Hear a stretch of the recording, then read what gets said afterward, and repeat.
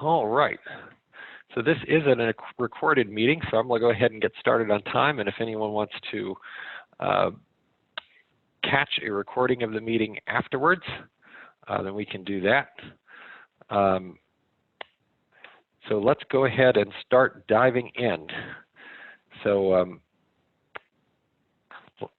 the topic today, 3 layers of cybersecurity protection. And we're going to talk about some common misconceptions around security and how that affects all of us and how we can close those gaps and get better security. But what I really like is better operations. Phooey for security. I want more productive people every day, not just more secure people, although often those go hand in hand. So a little bit about my background and our background here at Ian Computers. We are a 25-person IT support company, managed services company. We are based in Virginia, and we work throughout the region, including Washington, D.C. We work with about 60 area companies and nonprofits.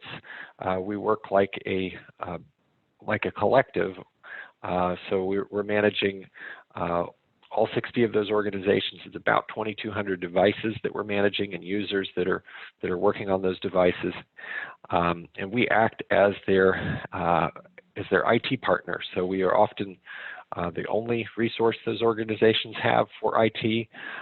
Sometimes they have a small internal team, and we are supplementing that internal team.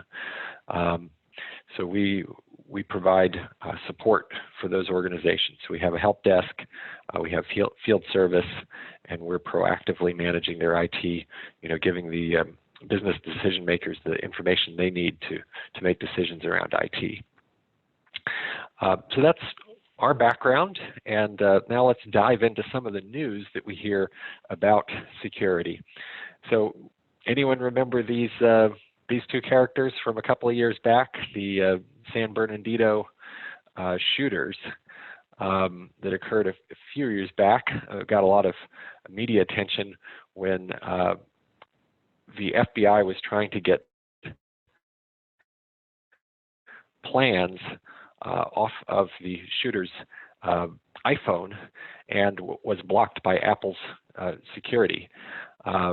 So we often feel that our devices have very good levels of protection, and in some cases that is right, but oftentimes it is not set up the way we think it might work in scenarios that are applicable to us in everyday life.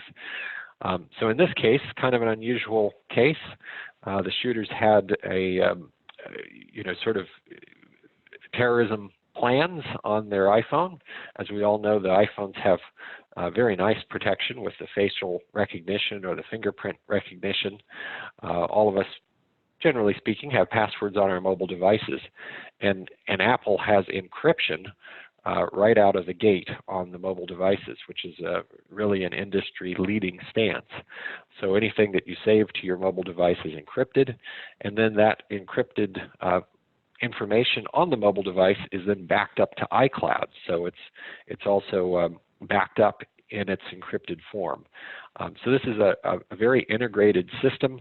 It's all designed to work together. It's all managed by Apple, and it's all set up for end-user security. Now, the challenge with this is that most of our devices that we use for business are not Apple's. And we use laptops, we use Androids. Often we've got a mixture of devices across all different platforms. So that is an issue in and of itself.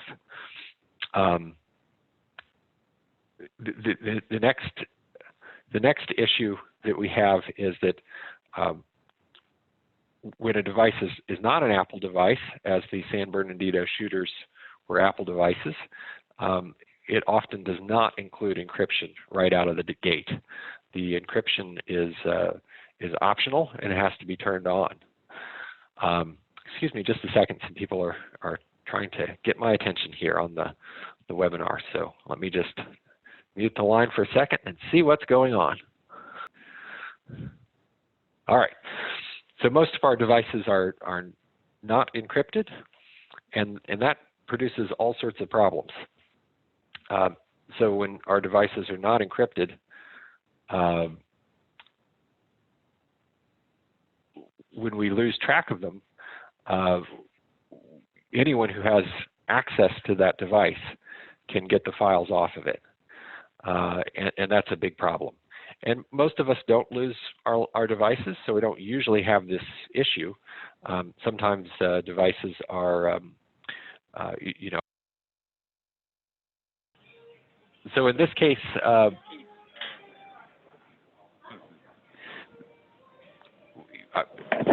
so I don't know if people have been able to catch some of the audio here, so I'm just going to talk about what happened here in this case. The folks with the San Bernardino shooting, which we may remember from the media a couple of years back, they had terrorism plans on their iPhone, and the FBI wanted that information from the iPhone and had a lot of trouble getting it. And eventually, they were not able to get support from Apple, and they had to hire their own hackers to get into that device.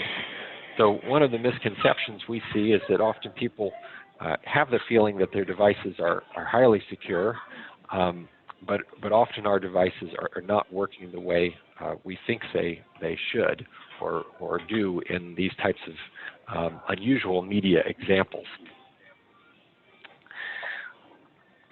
So most of our devices are not Apple devices that we use for business, so we all use laptops, and most laptops by default do not have encryption.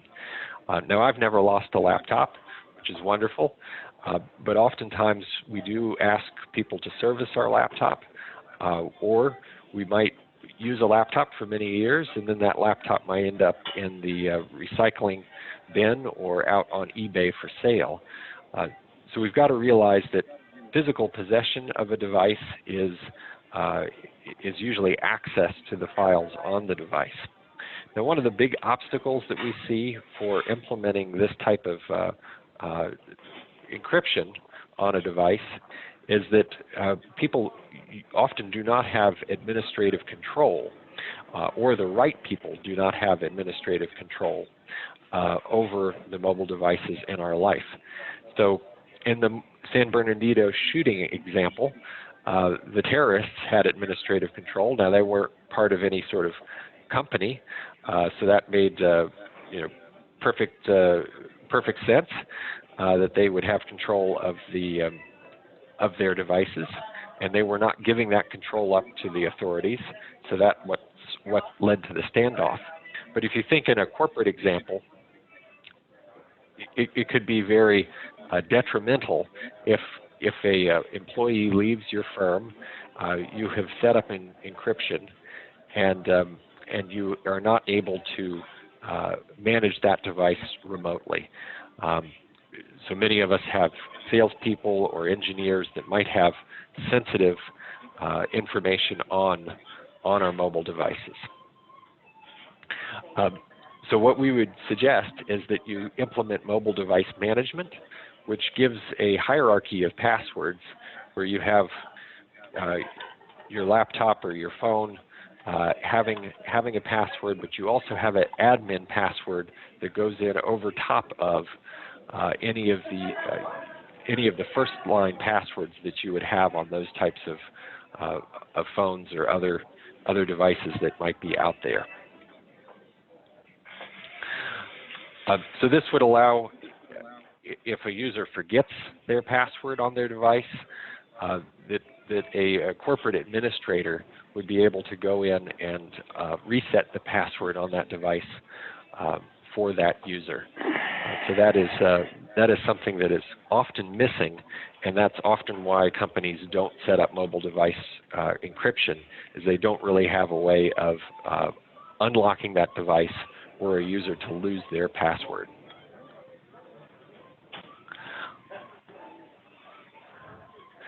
So here at Ian Computers, we use the Cisco Meraki mobile device management, and these are the screens we see where we can remotely erase a device, we can clear a password, we could disable we can provide a temporary lock, if a device has been left behind at a restaurant or something, so that device can be secured while it's out in the field, but out of the hands of our user. So another common misconception around security is that it's somebody else's responsibility. So if everyone can see on this screen, security is handled by my cloud provider. That's something that we often hear as a response from business leaders, is that they think that the security is being handled by somebody else. And many of us are marketed security platform or cloud platforms that talk about security being baked in. So here's a popular ERP system, Epicor, and they're saying that the number 5 reason to do business with them is to attain world-class security. So we often, as business leaders, buy into those types of things and think we're getting everything we need, and the reality may be a little different.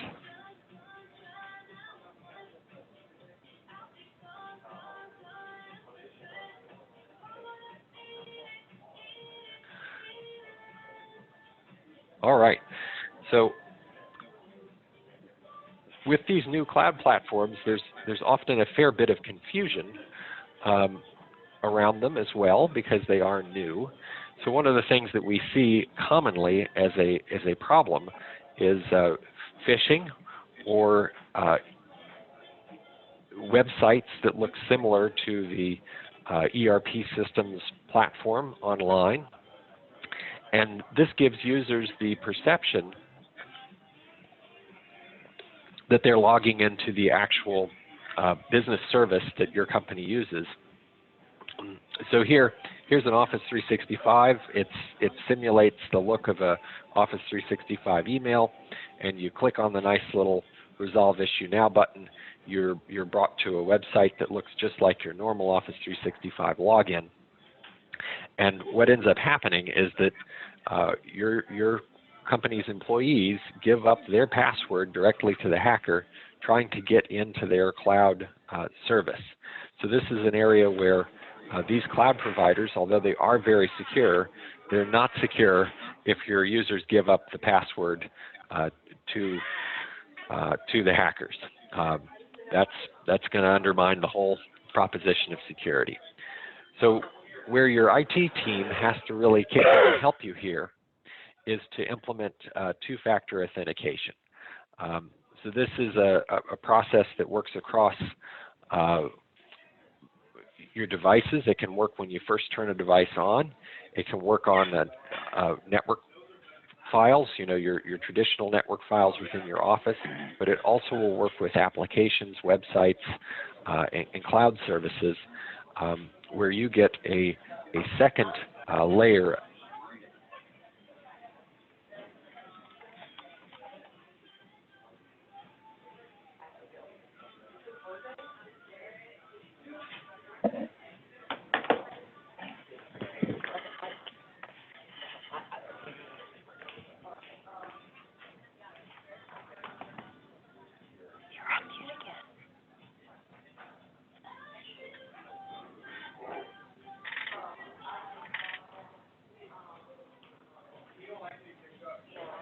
Okay, seems like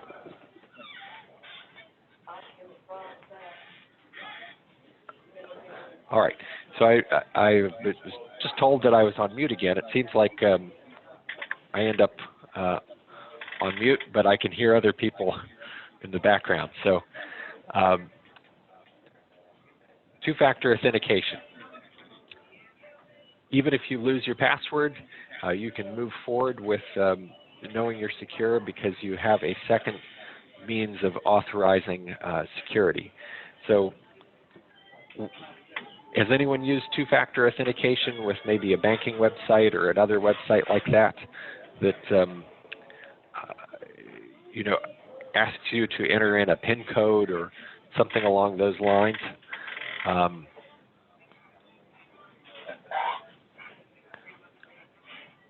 I know that that's something that I've encountered a couple of times. So what we've found is that a system called Duo is really the easiest two-factor authentication platform out there for general users to use, and that's because there's no clunky PIN codes. You're not having to type in codes to get the security. All you have is on your phone. If you're going They're popping in and out though, because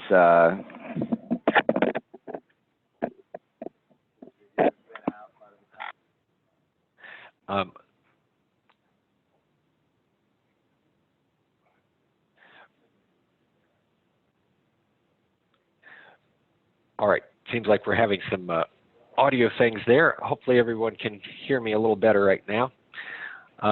So what we see with the two-factor authentication is that this push to a smartphone that allows your users to just hit accept or deny really helps speed things along. They don't have to fumble around typing in complex codes, and that's what we're moving our platforms to, our users to, is the two-factor authentication from Duo. So just to recap the three missing layers of security that we see across the marketplace today, two-factor authentication is first and foremost. We see that as one of the most important layers of security as it goes across your devices, your network, your internal network, as well as your cloud and application services. The next one is mobile device management. We really recommend mobile device management so that you're not having to fight encryption on your users' devices. Even the FBI had trouble breaking into the San Bernardino shooters' devices, and that could be you trying to get into a salesperson's device after they left the company. So none of us want to be in that situation. So mobile device management gives you the way of resetting those passwords, and even if the device is properly encrypted. So really all of these things combined is what we see people having to do to get effective security. It's all about a lot of little steps instead of just making one big investment or risky bet that somebody else is going to handle it with just a single service like a cloud service or something like that. It's a lot of care to many administrative factors that really all adds up to having a secure network. So I really appreciate everybody's time today, and if anyone has any questions, I'd love to answer those. Any questions about the content that we were talking about, two-factor authentication, mobile device management, and device encryption? I'll ask a question. This is David. Does anyone currently on the call use any of this encryption or the multi-factor authentication, and how do your users react to that?